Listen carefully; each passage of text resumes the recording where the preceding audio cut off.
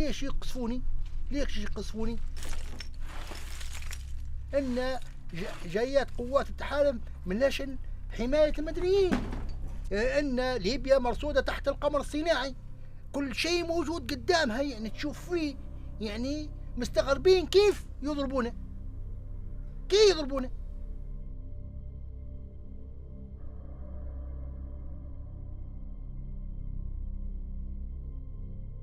We looked at 8 sites across western Libya in which 72 civilians lost their lives. Overall, NATO took a lot of measures to minimize civilian casualties. The choice of targets, the choice of weapons, the timing of the attacks. But these 72 people did lose their lives. And until now, NATO has taken a position of denial. They refuse to acknowledge that civilians died. They refuse to give information about how they died, and they refuse to investigate. It's this lack of transparency that's deeply troubling.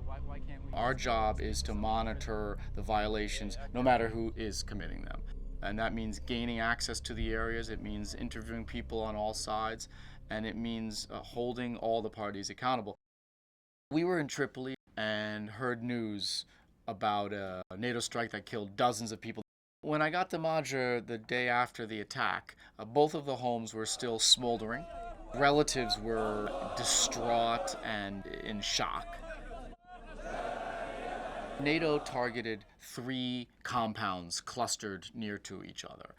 In one of those compounds, NATO hit the house that was full of displaced persons from around the conflict, people who had fled area of fighting to take refuge in this house.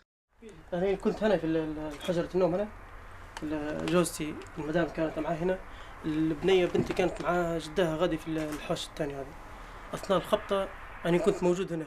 الصاروخ الأول اللي انجرحت فيني توفت جوزتي وبنتي وأختي.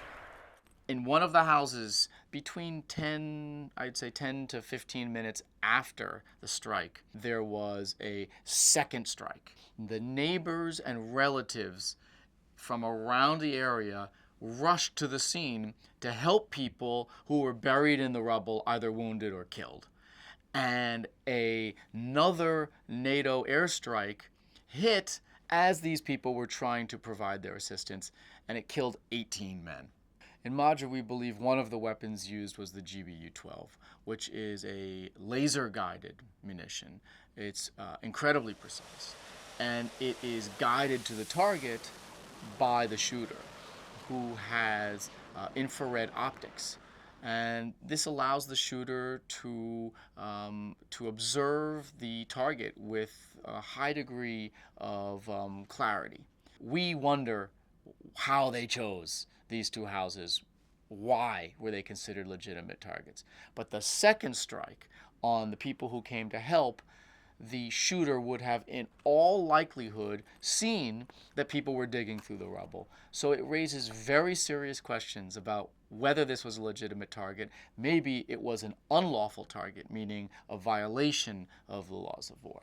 NATO launched thousands of strike sorties, and 72 deaths is relatively low, but that's no excuse for failing to examine why these people died. And it matters for 2 reasons. It matters first for the people who suffered and their families, so they understand what happened and potentially they can get compensation.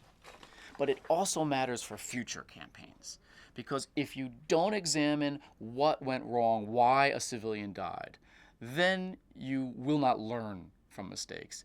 And civilians are more likely to die in the future.